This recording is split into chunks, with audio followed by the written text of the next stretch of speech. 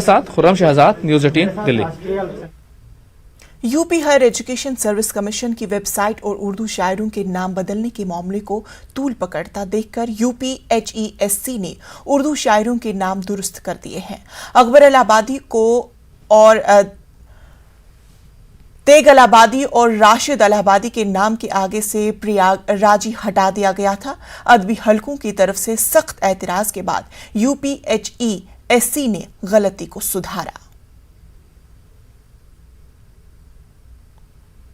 नांदेड़ के गाड़ीपुरा में 8 दिसंबर को हुए पथराव और कशीदगी मामले में गिरफ्तार सभी मुलजमीन की जमानत मंजूर हो गई है।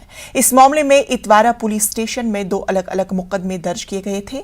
पुलिस ने 13 मुस्लिम नौजवानों के अलावा 2 गैर मुस्लिम नौजवान मुलजमीन को भी गिरफ्तार किया था।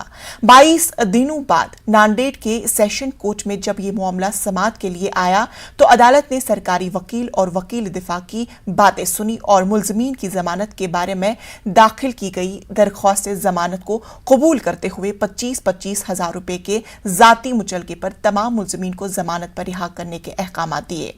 मुस्लिम नौजवानों की रिहाई के लिए अदालत में कानूनी लड़ाई लड़ने के लिए एमआईएम के साबिक रियासती सदर सईद मोइन और उनकी टीम की जानिब से एडवोकेट अर्दीबुद्दीन तहवार पठान और एडवोकेट प्रडकर की खिदमत हासिल की थी। अदालत से जमानत मंजूर होने पर मुतासरा अफराद में खुशी का माहौल देखने को मिल रहा है। मुलजमीन के दोस्त, अहबाब और रिश्तेदार उन्हें मिलने के लिए आज अदालत में पहुंचे थे।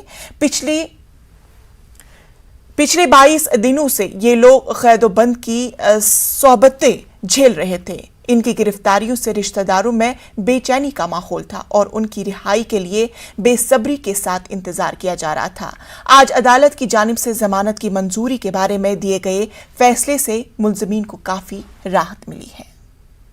सेशन कोर्ट में बेल लगाई थी और आज दोनों फरीकैन की बहस सुनने के बाद सेशन जज ने दोनों फरीकैन को 25 हज़ार के ज़ाती मुशक्के और ज़मानत पर छोड़ने का रिहाई का ऑर्डर किया है और हमने ज़मानत आज फर्निश कर दी है। इंशाअल्लाह तमाम दोनों भी केस के दोनों भी फरीकैन के जितने भी आरोपी थे वो आज छूट जाएंगे। मुस्लिम समाज के नौजवान जो अंदर हुए थे उनको ये एडवोकेट प्रडकर साहब, एडवोकेट अरीबुद्दीन साहब, एडवोकेट तोहर पठान की एक वफद की शक्ल में यहाँ पे कोर्ट में उनकी पैरवी के लिए लगाया, जिसके बाद नतीजा ये निकला कि अल्हम्दुलिल्लाह उन तमाम नौजवानों की रिहाई अमल में आई।